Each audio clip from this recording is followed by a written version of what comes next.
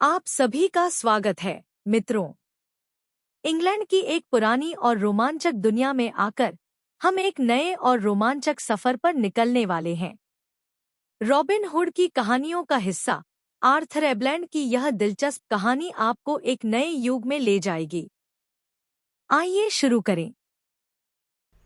कहानी का नाम है आर्थर ए ब्लैंड। क्वार्टर स्टाफ एक लंबा और मोटा लकड़ी का खंबा था जिसका इस्तेमाल मुख्य रूप से एक हथियार के रूप में किया जाता था।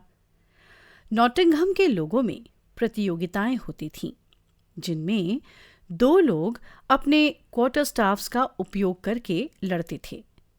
शहर में चैंपियन आर्थर ए ब्लैंड नाम का एक व्यक्ति था।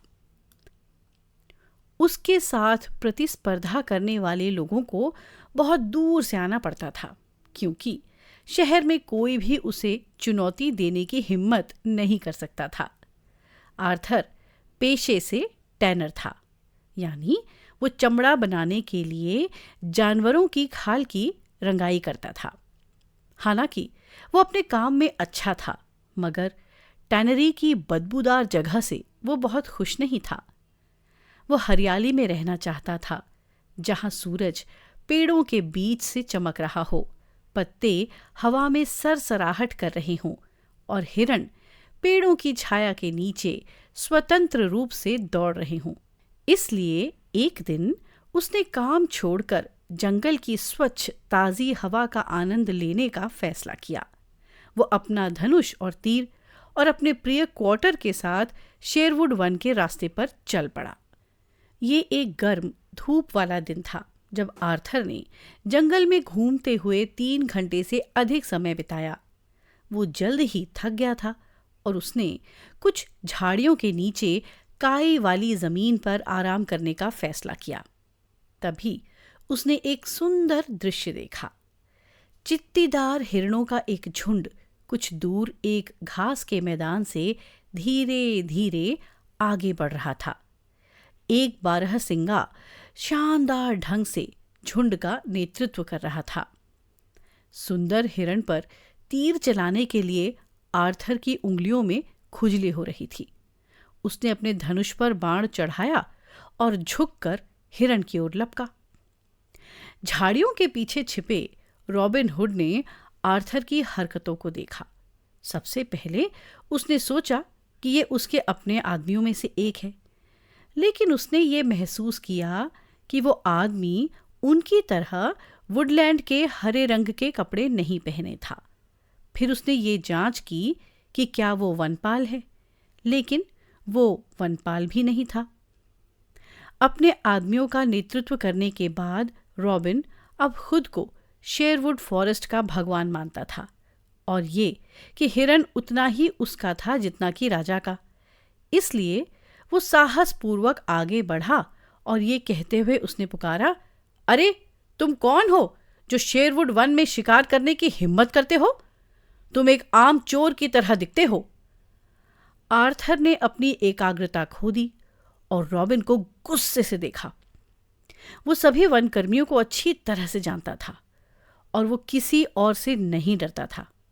उसने रॉबिन की आंखों में देखा और अहंकार से पूछा, आप कौन हैं जो मेरा शॉट खराब करने की हिम्मत करते हैं? मैं वही हूं जो इस जंगल पर शासन करता है और राजा और अपने लिए हिरण की देखभाल करता है। मैं तुम्हें घने जंगल में जाने से रोकता हूं। रॉबिन ने उत्तर दिया। इस बयान पर आर्थर सिर्फ मुस्कुराया और क्वार्टर स्टाफ के साथ अपनी क्षमताओं पर विश्वास करते हुए उसने कहा, आपके पास धनुष और तीर हैं, लेकिन मैं उनसे लड़ने के लिए बहुत उत्सुक नहीं हूं। आप भी क्वार्टर उठाओ और चलो लड़ते हैं। दोनों ने अपनी अपनी लाठियां उठा ली और लड़ने के लिए तैयार हो गए। एक खिलाड़ी का कौशल इस बात से निर्धारित होता था कि वो कितनी तेजी से डंडे को घुमा सकता है। जिस तरह से दूसरे आदमी ने डंडे को पकड़ रखा था, उसे देखकर रॉबिन जान गया कि वो एक अनुभवी सेनानी है। रुको, रॉबिन ने कहा, ऐसा लगता है कि मेरा डंडा तुम्हारे से अधिक लंबा है। चलो दोनों को नापते हैं और मैं अपने डंडे को काट लूंगा ताकि वे दोनों बराबर हो जाएं। ओह, इसे जाने दो। आर्थर हंसा। इस ताने से रॉबिन को बहुत गुस्सा आया। उसने अपने डंडे को बिजली की गति से आर्थर पर झुलाया। आर्थर ने अपना बचाव करने की कोशिश की, लेकिन रॉबिन के लाठी ने उसे सिर पर चोट पहुंचाई और खून बहने लगा। आर्थर का काउंटर स्ट्रोक तत्काल था।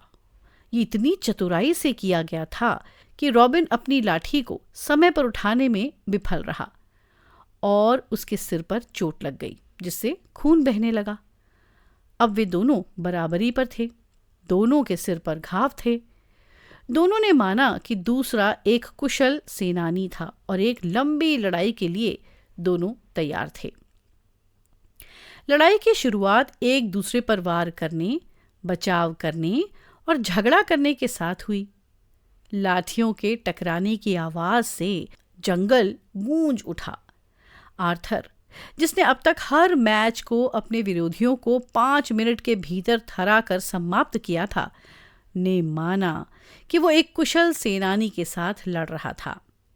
रॉबिन ने भी जीत हासिल करने के लिए अपने स्तर पर पूरी कोशिश की, लेकिन उसे एहसास हुआ कि उसका प्रतिद्वंदी बहुत चतुर था।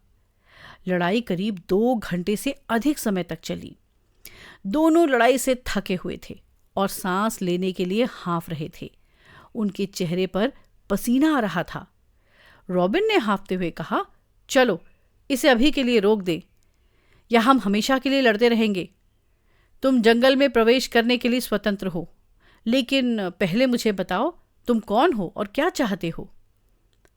मैं आर्थर ए ब्लैंड हूं और मैं एक चर्मकार हूं, उत्तर आया।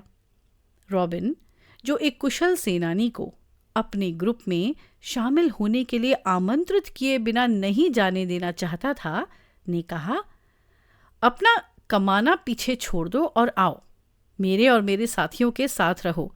मैंने अपने आदमी लिटिल जॉन के बाद क्वार्टर स्टाफ के साथ इससे बेहतर फाइटर कभी नहीं देखा। लिटिल जॉन आपका आदमी है? क्या इसका मतलब है कि आप उसके गुरु रॉबिन हुड हैं? आर्थर ने उत्सुकता से पूछा। वास्तव में मैं ही हूं, रॉबिन ने गर्व से उत्तर दिया। आर्थर ने कहा, फिर मैं आपकी कंपनी में शामिल होकर सम्मानित महसूस करूंगा। उन दोनों ने हाथ मिलाया और रॉबिन हुड ने अपने ग्रुप में उसका स्वागत किया। मैं लिटिल जॉन से मिलना चाहूंगा, आर्थर ने कहा, क्योंकि वह मेरा रिश्तेदार है और मैंने उसे लंबे समय से नहीं देखा है। रॉबिन ने अपना हॉर्न अपने मुंह से लगाया और एक तेज आवाज की। कुछ ही समय में एक लंबा, शक्तिशाली, गठीला आदमी पेड़ों के बीच से दौड़ता हुआ उनके पास आया। रॉबिन का रक्त रंजित चेहरा देखकर लिटिल जॉन हैरान और परेशान हो गया। वो कौन है जिसने आपके साथ ऐसा किया है मास्टर? क्या ये वही आदमी है जो हमारे सामने खड़ा है? मैं उसे एक लुगदी बना दूंगा। लिटिल जॉन गुस्से में बोला। नहीं नहीं, रॉबिन ने कहा, हमने इस दिन काफी लड़ाई कर ली है। ये आदमी क्वार्टर स्टाफ का कुशल सेनानी है और वो भी तुम्हारे गांव का होने का दावा करता है। लिटिल जॉन ने जब उस आदमी के चेहरे को करीब से देखा तो उसने उसे पहचान लिया और वो बहुत खुश हुआ।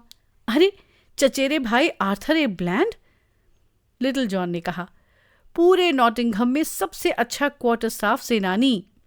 वे दोनों खुशी से मिले, एक दूसरे को देखकर बहुत खुश हुए और दिन एक अच्छे काम पर समाप्त हुआ, क्योंकि वे दोनों रॉबिन हुड के साथ उसके ठिकाने पर चल दिए। आर्थर ब्लैंड की यह कहानी हमें सिखाती है कि सच्चाई और न्याय हमेशा जीतते हैं, भले ही रास्ते में कठिनाइयां आए। आप इस कहानी संग्रह और दुनिया भर की अन्य कहानियों का आनंद लेने के लिए स्टोरी वेव्स ऐप को एप्पल या एंड्रॉयड ऐप स्टोर से डाउनलोड कर सकते हैं। एक स्टोरी वेव्स सब्सक्रिप्शन महज $1 से कम में आता है, जो आपके परिवार के लिए गुणवत्तापूर्ण कहानियां लाने का सबसे सस्ता तरीका है। स्टोरी वेव्स ऐप पर सभी नए कहानियां उपलब्ध हैं और सबसे रोमांचक सामग्री केवल ऐप पर ही मिलती है। कृपया हमारे YouTube चैनल को सब्सक्राइब करें और इंस्टाग्राम, टिकटॉक और स्पॉटिफाई पर स्टोरी वेव्स को फॉलो करें ताकि आप आगामी सामग्री के बारे में अपडेट रहें। आपको यह कहानी सुनने के लिए धन्यवाद।